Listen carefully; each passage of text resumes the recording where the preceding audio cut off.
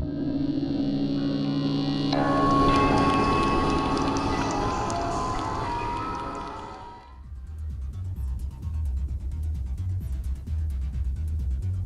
dear viewer. Welcome back.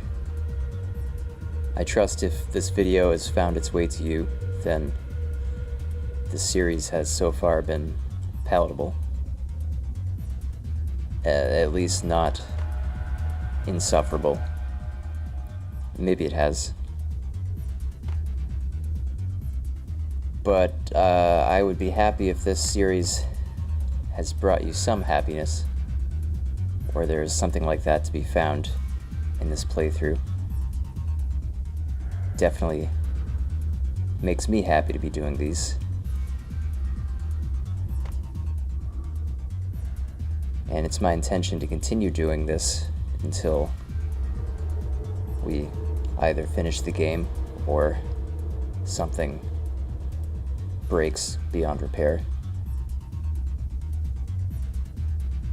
But to dive right back into the action, I had promised some heavy-duty occult elements and some bangin' techno, of which two criteria we've already met the first, or rather the second, and we'll soon get into those satanic themes. I had mentioned this is a cool level. Some of you viewers will no doubt recognize RagnaRock being a Old Norse religion symbol for the eschatological end times, which I think rather fits. Not to get into too much prelude here, but given the game's general setting, the snowstorm, and just the rampant debauchery, I think that dovetails nicely with this end times theme.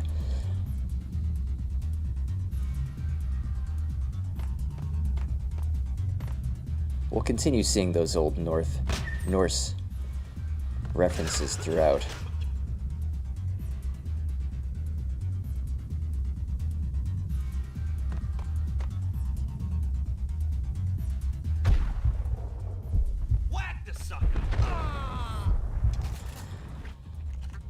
Sounded like there might have been more than one.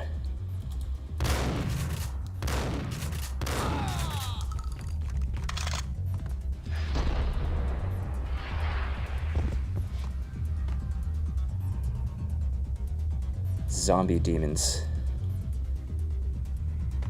Sounds like a unforgettable performance from them you'd be getting yourself into.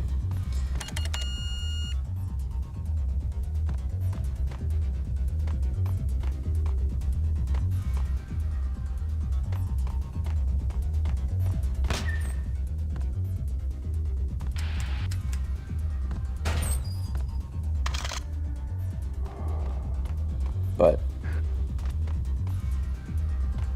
I will submit this as this level in particular as one of the more colorful atmospheres of those that we've seen so far.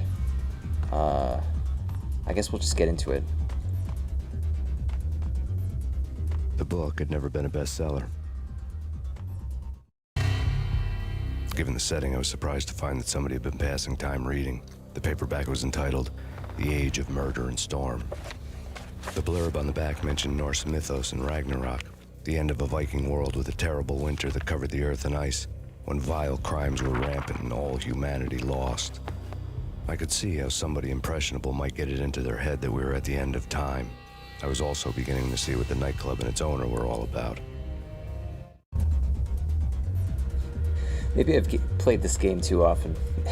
I feel like that comic strip just cited my intro more or less to a T.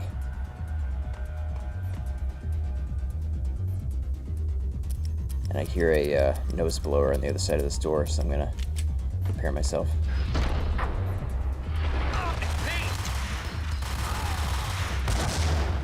Someone's chucking some hot potatoes.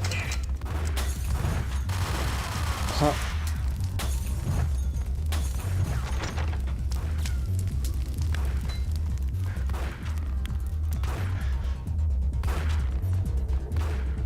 I don't know where that's coming from.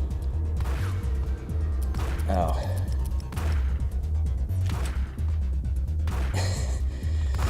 Not the most deadly assassin. Hate to kill him on his first day like that. Yeah, I guess just as an extension of the corroboration for the Norse backbone that I alluded to. You know, we've already seen some of that with, you'll remember from last part probably, Alfred Woden being a principal authority figure. Woden, I think meaning an Old English variant of Odin, who in Norse mythos is the god of just about everything under the sun. From wisdom to war to death.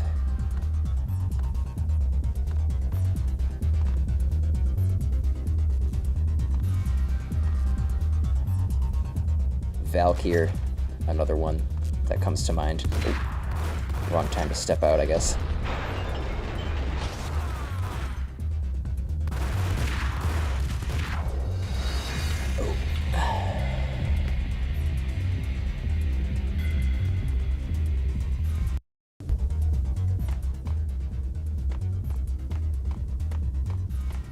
We can blaze our way through this part, right?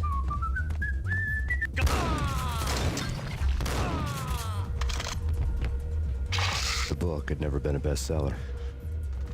I don't care for reading. Max is about painting this dance floor with his sick moves. He's just in it for the throwdown, you know? The thrash. Wants to see Zombie Madness, or whatever that band was.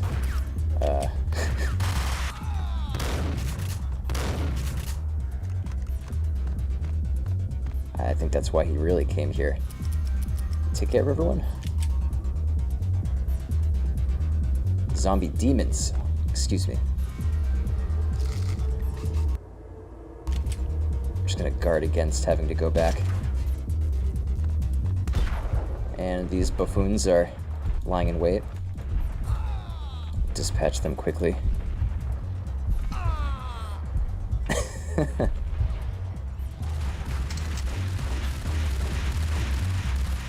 You'll see we've got some new enemy character models. The game giveth and taketh when it decides to be to stray from the formula. But according to the mythos of the game, these are actually Jack Lupino's men. So this kind of makes sense. We haven't met Jack Lupino yet, but we might in this level.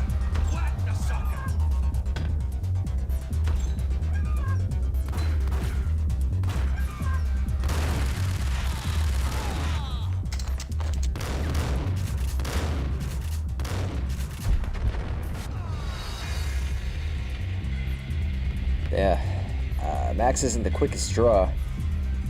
I don't think that's his expertise. Alright. Time to really hone in the energy here.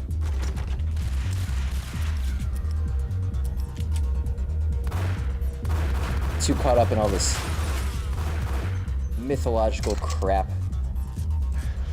Rockstar, who released the third game, knew all about how people don't give a damn about the subtle tie-ins, or at least inventive tie-ins to Norse mythos. as the third game, which Rockstar released, eschews all that.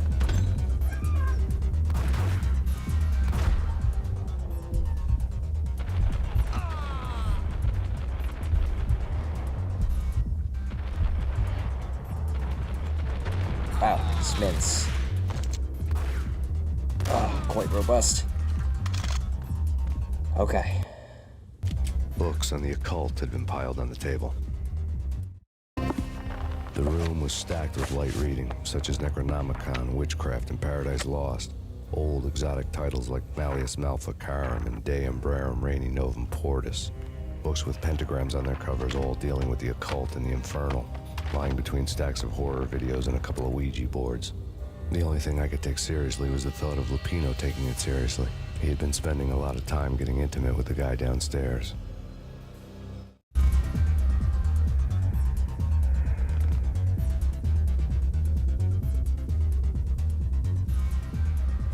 You know, you gotta appreciate this intriguing, to me at least, albeit abrupt left turn into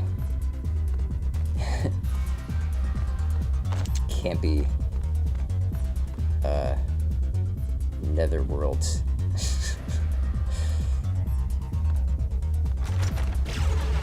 Certainly not expected, at least from what we've seen so far, I think. Oh my god.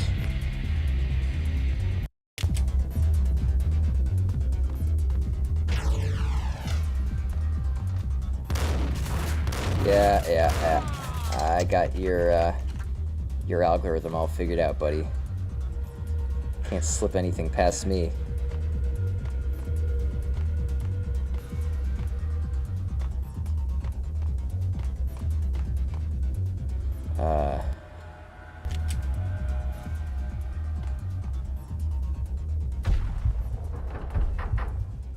Can't be too careful after episode 2, which was a bloodbath. I'm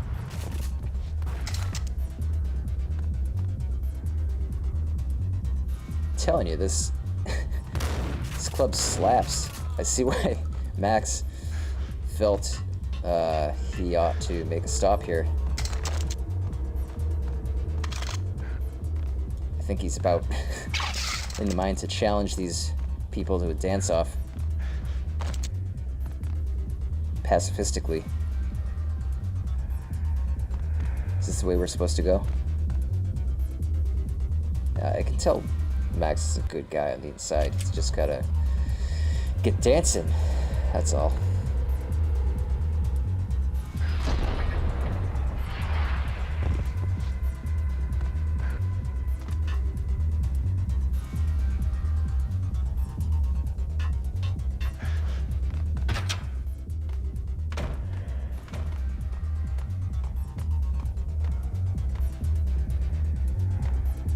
I felt that we had come this way. We got turned around.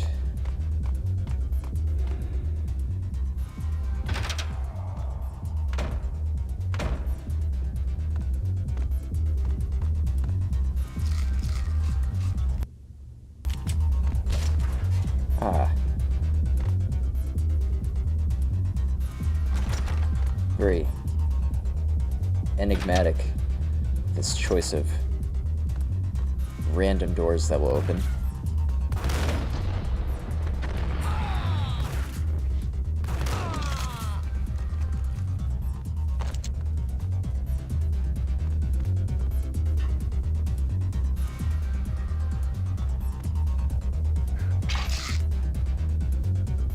Got some strobe lights. Close.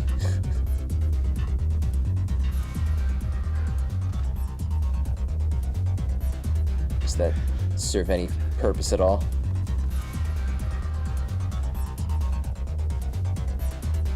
I wonder if... Oh yeah, I see some little hidden treasures over there, I think. Those might be...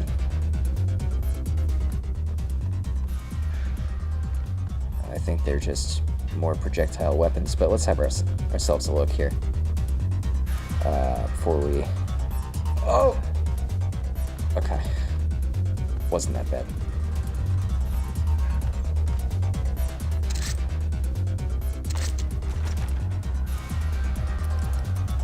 Yeah, it looks like we had it just about right. Although, I won't complain with those advantages. The Ingrams do some damage.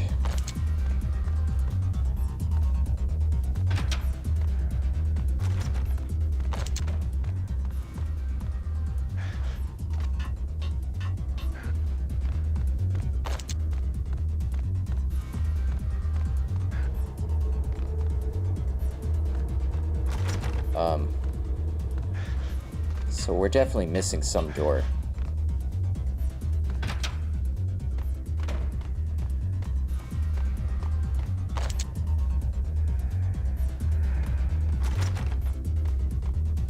Anyone want to come running out, guns blazing? Point us in the right direction. Oh. Is there some backstage area? Zombie nightmare rolling a blunt in the green room,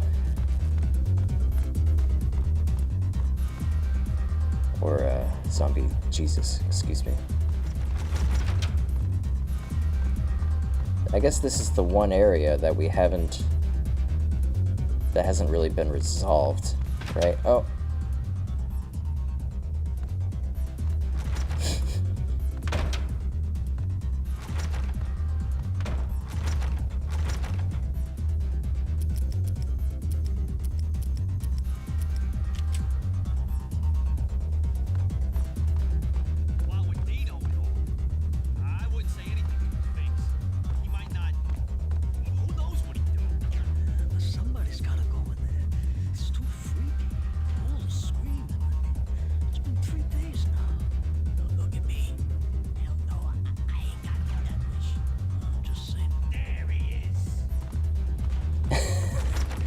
Okay.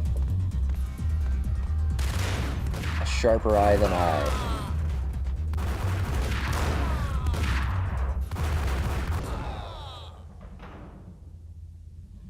Ah, look at that.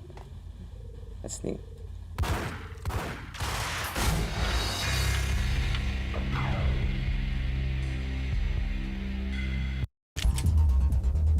Getting dominated.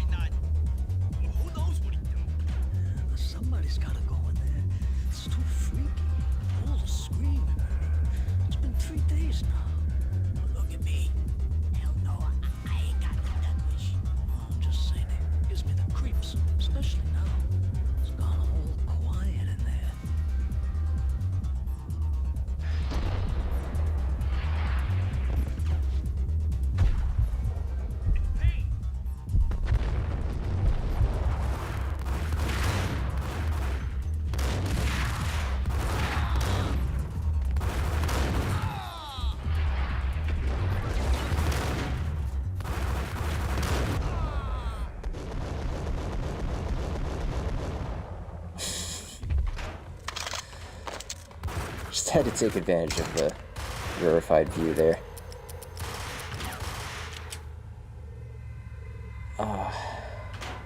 There's no good weapon for this yet, until we get our hands on the assault rifle.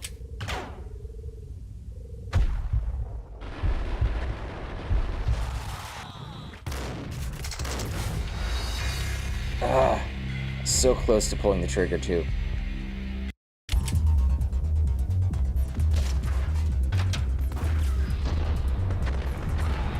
Speedrun. The shotgun is one hit, which I like. It's just when you get more than... 5 centimeters from their face, it's kind of a useless weapon. Somebody's gotta go in there.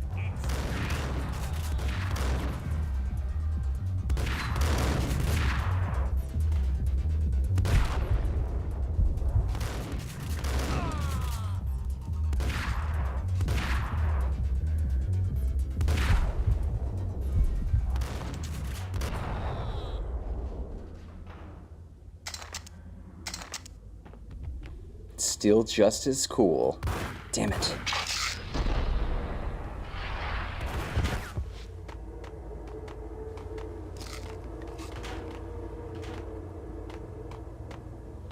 Gotta seek asylum.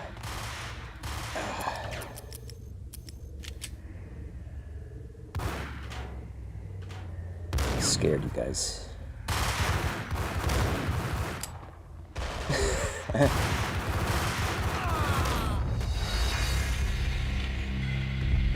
Max is just not cut out for the task today. I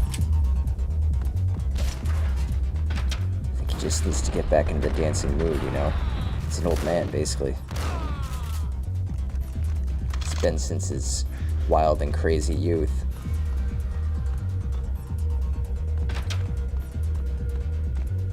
What would Dino know? I wouldn't say anything to his face. He might not. Who knows what he'd do? Somebody. There he is.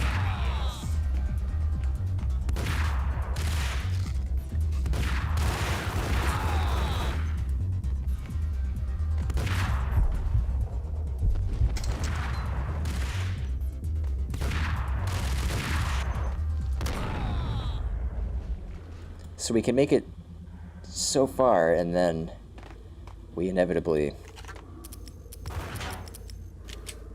go too close to the sun, so let's not mess this up. We do have some bullet time. Spare.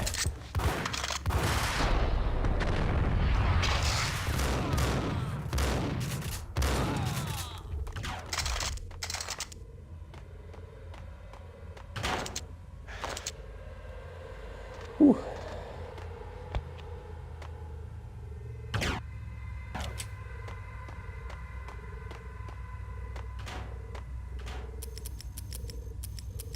I guess I could have leaned a little more heavily on my thrown weapons or explosives, especially in a room with baddies like that.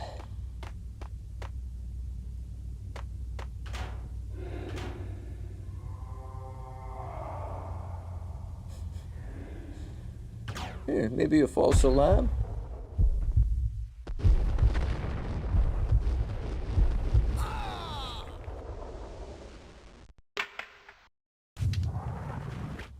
I think he was meant to fall backwards, clearly, into the trapdoor. I love how cheesy that is, by the way. Just a trapdoor. Or maybe that connects to a stage, as this is an old theater. Something that was mentioned in episode 2, right at the end. Huh.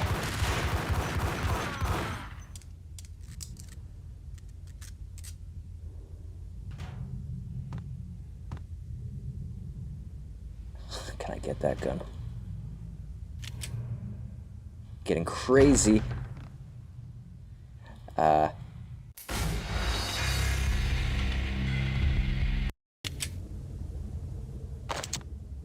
Wonder if I can still manage to swipe it. Yeah, baby. Max ain't so old. All right. I was just thinking that it's funny how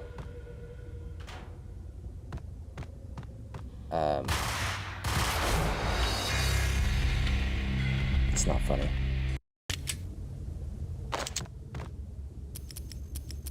How this game is like kind of like a B movie in its cheesy, over the top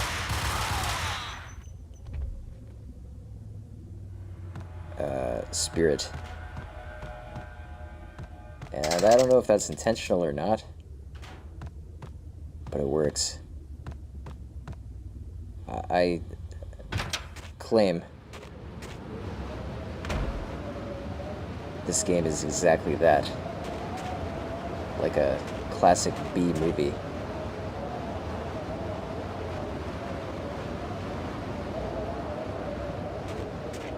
Which one can watch out of half irony and half genuine enjoyment. Oh.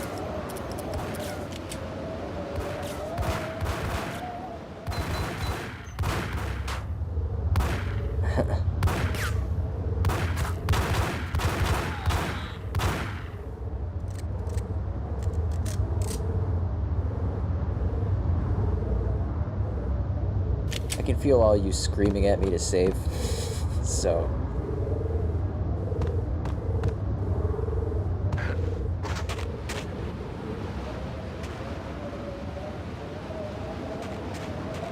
And I say classic B-movie as opposed to perhaps a B-movie of lesser quality, in that I think this game does a lot of things right for all the things that mishandles or is clumsy with or naive in a cute way, I think. Look at this.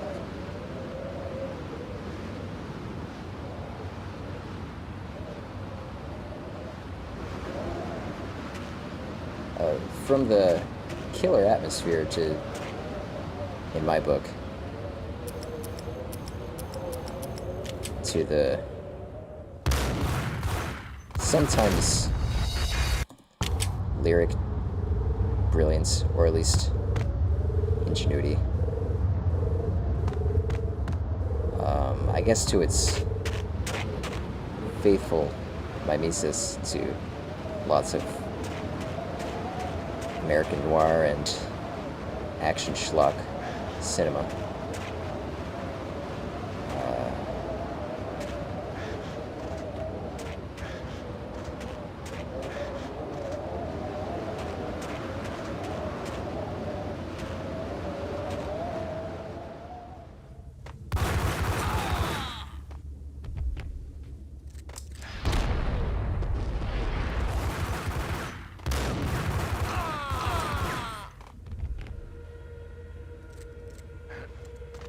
Swift.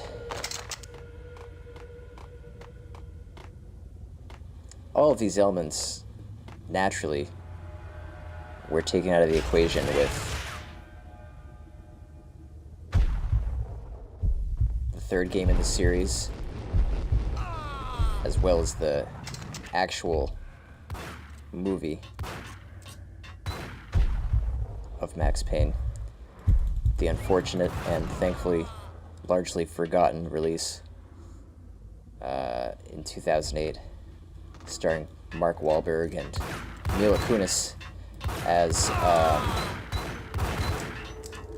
the latter of whom was playing Mona Sachs, a character which will come up later.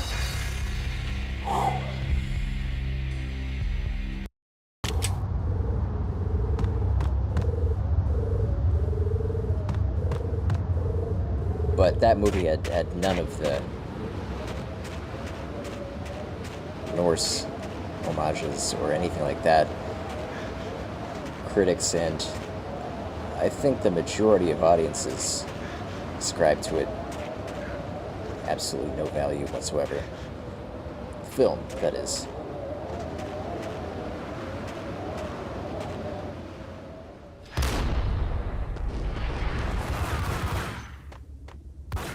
After reading up on the history of the movie a little, it turns out the director had, I think, been behind a movie in the Die Hard series. Might have been before. which I was reflecting intuitively, you know, would seem to make sense for a game of this ilk. But I feel like you're missing the point if that's where you go with it, and which they invariably did in the movie, was just make it basically like John Wick meets, I don't know, Supernatural, the show. Going far too overboard with the Valkyrie angle. Actually putting literal Valkyries in the movie.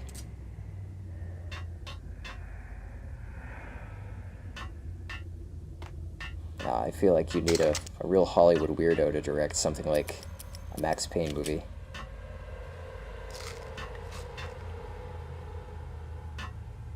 Someone who understands the subtle, almost unwitting balance of fromage and legitimate, surreal weirdness.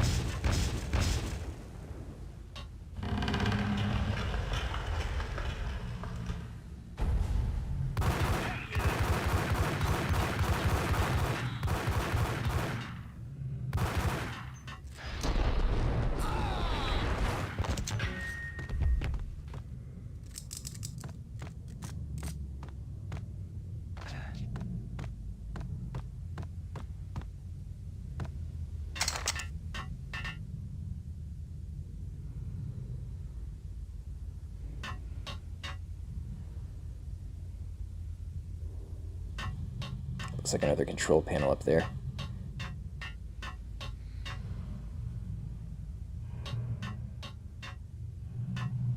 Backdrop controls.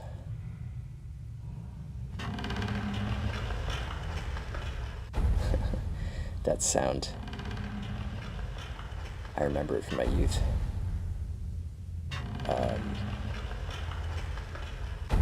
Having gone through this level numerous times. Now, there's a certain order I remember that these need to be either,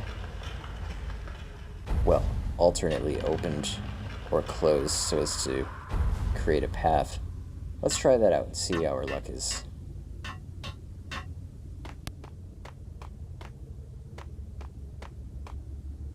Alright, that's one way open. And able to weasel our way out of that one. Two can play at that game.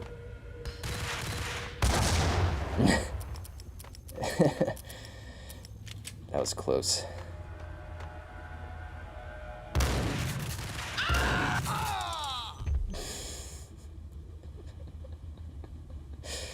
It's alright, man. I've been there too.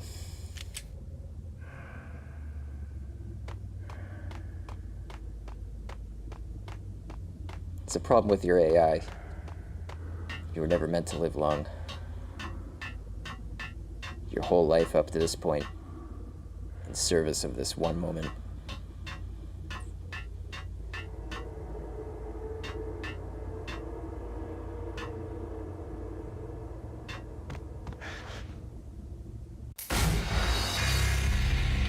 I figured that it was not going to be so easily accessed.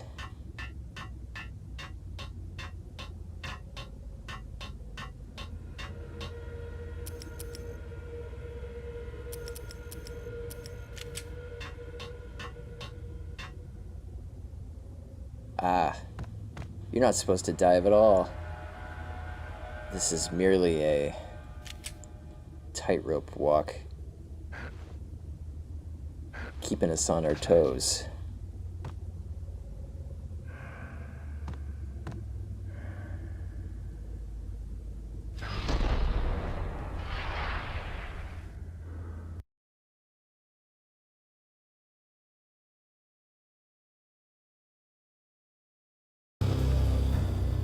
The backstage area led to Lupino's inner sanctum. The hot air inside was like an invisible wall, thick with incense and something else, a sickly sweet smell that made you gag. This was the rotten core of the Big Apple. Lupino lurked somewhere ahead, like a spider at the center of his web, waiting. The vapors in the air started to make my head swim. Torn pieces of a letter lay scattered on the sofa.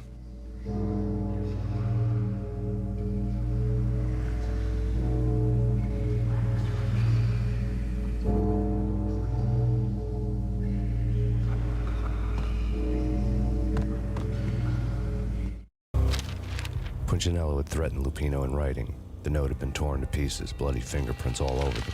Don't want you to think that one of my boys is not playing with a full deck. Shape up, Jack. We are running a business here. I'd hate to send the trio to strong-arm you. The trio were the Don's notorious henchmen. It was obvious that Lupino hadn't been intimidated by the threat.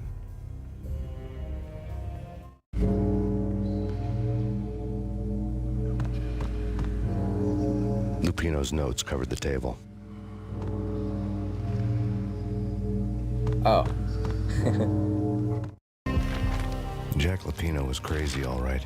The table was scattered with notes of demented arcane nonsense written in rusty blood, a mishmash list of demons, devils, and dark gods evoked. Beelzebub, Asmodeus, Baphomet, Lucifer, Loki, Cthulhu, Lilith, Hela, blood given to you all. He was after that old Faustian deal, your soul for power and fortune. Just sign on the dotted line with your blood.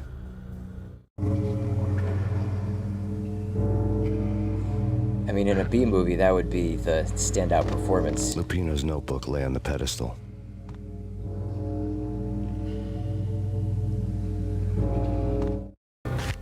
Jack Lupino was crazy, all right. Mythic wolves, let loose to devour the sun and the moon. Lupino is the wolf. I'm Mr. Beast, the big bad Fenris wolf. I'm the end of the world man, wearing the flesh of fallen angels. After Y2K, the end of the world had become a cliche. But who was I to talk? A brooding underdog avenger alone against an empire of evil, out to right a grave injustice. Everything was subjective. There were only personal apocalypses. Nothing is a cliche when it's happening to you.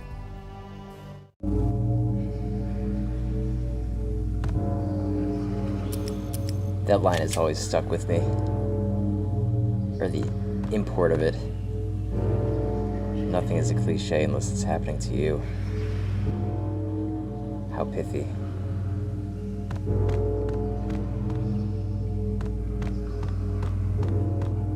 The flesh of fallen angels, come to me all. Astaroth, Beelzebub, Asmodeus, Baphomet, Lucifer, Loki, Satan, Cthulhu, Lilith, Hela. Blood to you all. Secrets living under the skin of reality. I've seen it. The corruption of flesh. Ow! I'm the wolf, yeah! I am the wolf! It's close. It's coming. You have come. A witness to the end of time. It's now! I will rise to her side! I don't need the words! I'm beyond the words!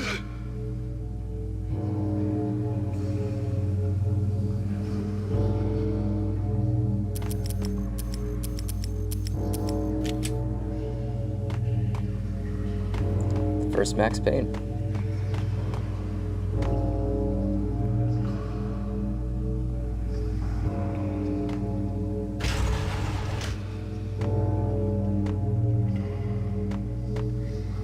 This is a juncture where I have to say,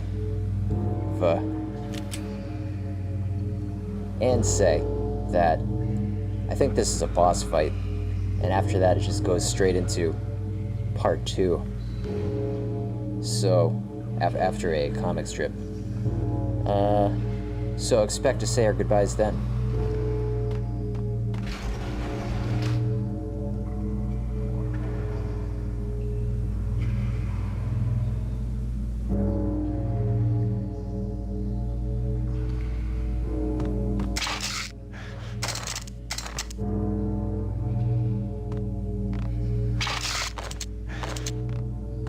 The game is screaming in your ear that it wants you to get ready to numb yourself.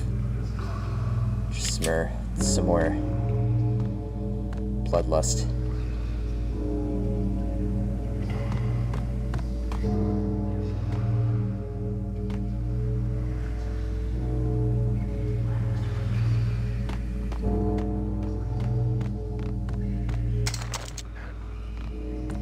Expecting anything to come up.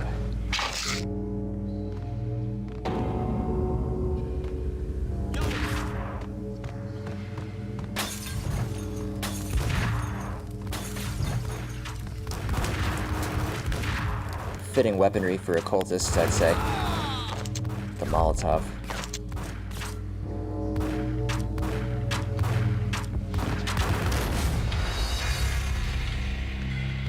Where did he come from?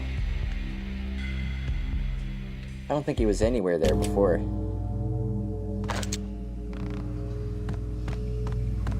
I'm thankful I saved.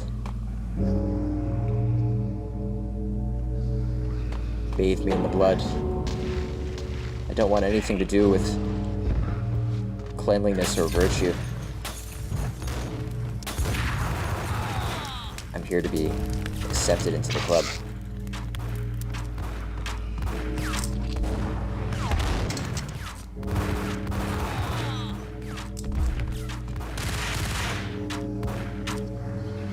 Oh, this is where I got killed. Bested. Yeah, bested son.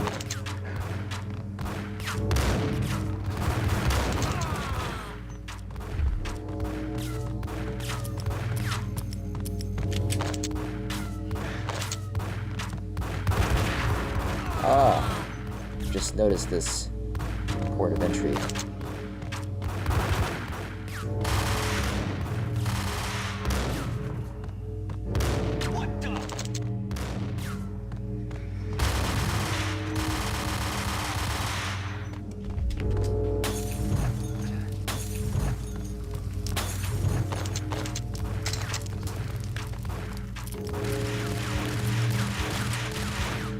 Oh no.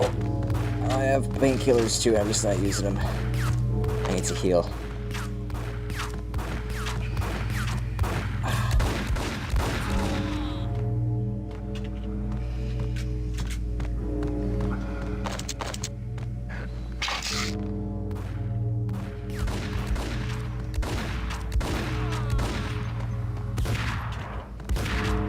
We have to be winning, right? How many men can they throw at us? I'm expecting some hooligan to pop out of nowhere. Perhaps out of the butthole of another one of these warriors.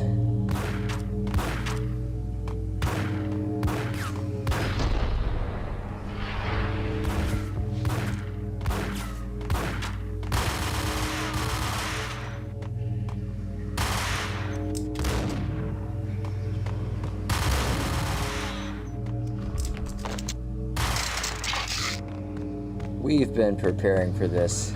It's really no sweat. Where's the man of the hour is what I've been wondering.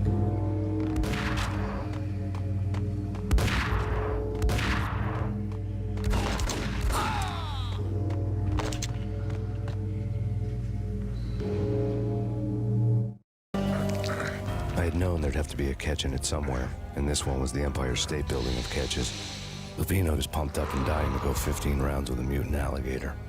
And then he started this spooky monkey talk, straight from a bad dream. Mine. I have tasted the flesh of fallen angels. I've tasted the devil's green blood.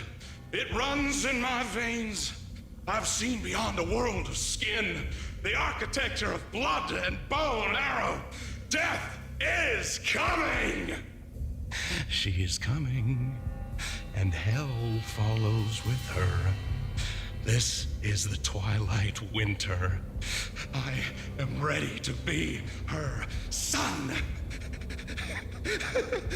Her time is now, and all who stand in her way must die!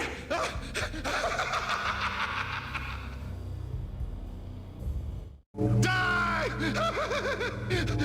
You'll die! You'll die! Now! All die! Ow! He really is crazy.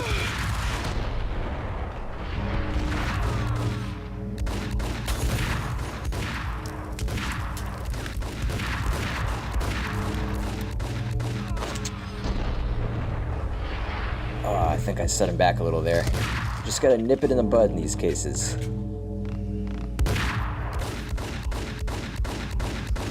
He is dying to go 15 rounds with an alligator. What about 15 rounds with this? When Lupino finally went down, I wanted to make real sure he'd stay that way. B was a bad monster. Turned them into friggin' zombie demons from outer space. Exactly, dude. I think he's dead already. Huh? And that's when it happened. But dead or not, you've got the wrong guy. In stepped this knockout femme fatale holding a gun to my face. I returned the favor.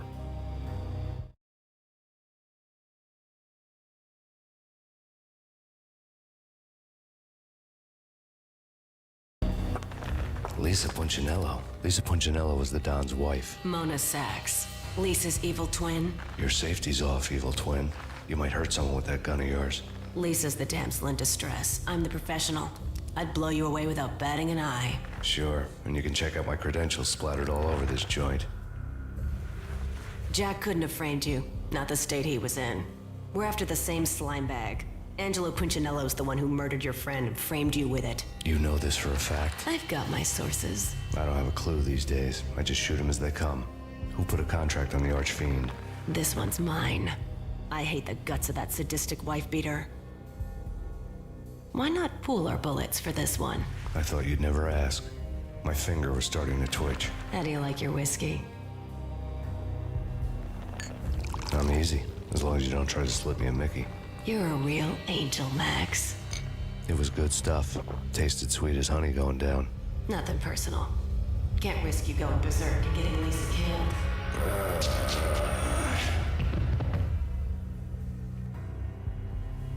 The nightmare was always the same. Violent shapes moving in darkness, old and ugly. The killer's mad laughter was a riddle filled with wicked innuendo.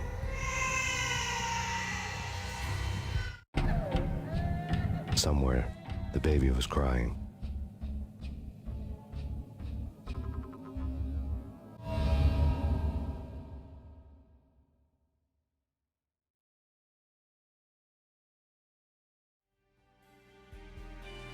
There you have it, folks. Another masterful segment of the game that no one could have seen coming.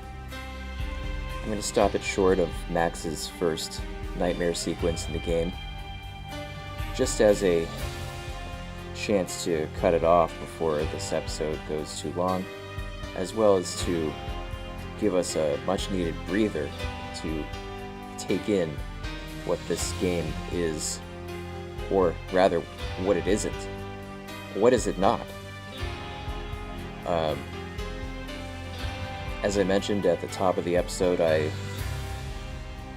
always so happy to be doing this, sharing the game's fruits, treasures, bounties